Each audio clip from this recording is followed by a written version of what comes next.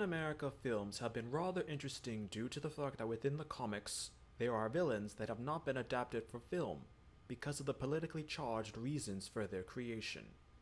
Writers have often used Cap's comic for political or social agendas in modern times, which can mean some pretty interesting characters can be devised, but the movies might not be a good outlet for some of these creations.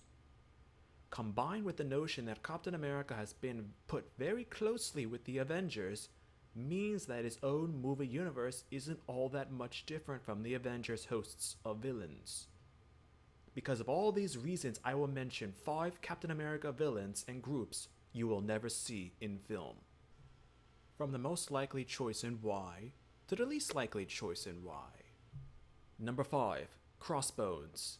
Ironically, some thought that Crossbones didn't get that much exposure in the movies just from Winter Soldier and Civil War, but the character was exactly that, very similar to the comics. A mercenary in service to Hydra. Added to this, some casual movie viewers did not know that Brock Rumlow was actually supposed to be Crossbones. Some plot ideas would have him become more of a villain in the movies instead of just a plot device. Number 4. Baron Strucker, AIM. Tied in equally for choice number 4, Baron Wolfgang von Strucker is a fellow Nazi officer along with Baron Zemo and the Red Skull. Though Zemo and Strucker have had more collaborations in the comics. A plot idea would have had him cooperate with Zemo to possibly revive or retrieve the Red Skull, as this would be an alternative way to tie the Captain America and Avengers movies together. AIM. The Marvel movies have actually caused a bit of confusion. In the comics, AIM, or Advanced Idea Mechanics, is actually an individual group that's later to be revealed as a branch of Hydra. Within the movies, it's been portrayed as a sort of think tank organization. Though a criminal organization, it deals with mainly technology, not with terrorism as Hydra. An interesting plot angle would be the Avengers defeating AIM and actually taking over what remains and remaking it into a benevolent organization that helps people of the world. Number 3. U.S. Agent. Within Captain America comics, the concept of patriotism is mentioned as well as with the movies, but dealing with the corrupt American government has only been briefly addressed. With the comics, U.S. Agent is another soldier like Steve Rogers, but is willing to do whatever the government wants.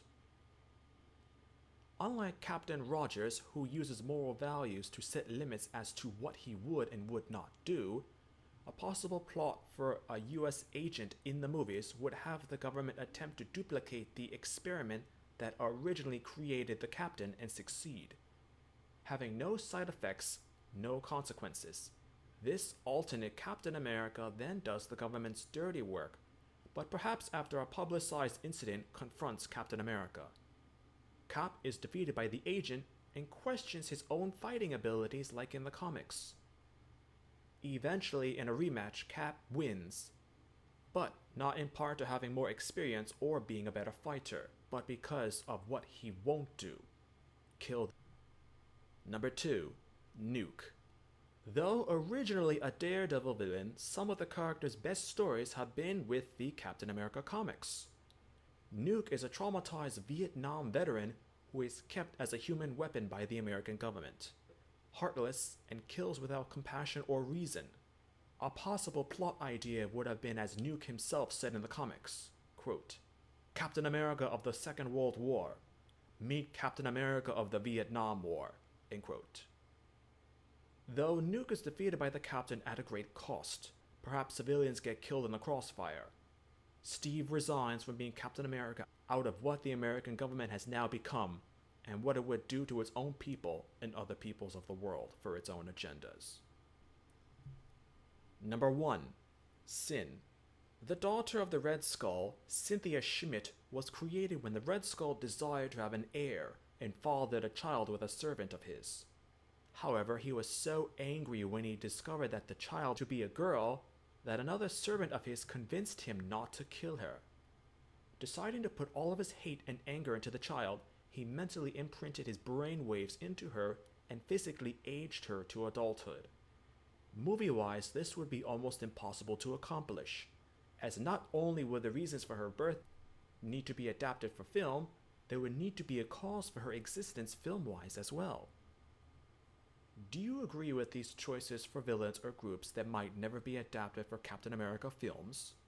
Would you have adapted others? How? And why?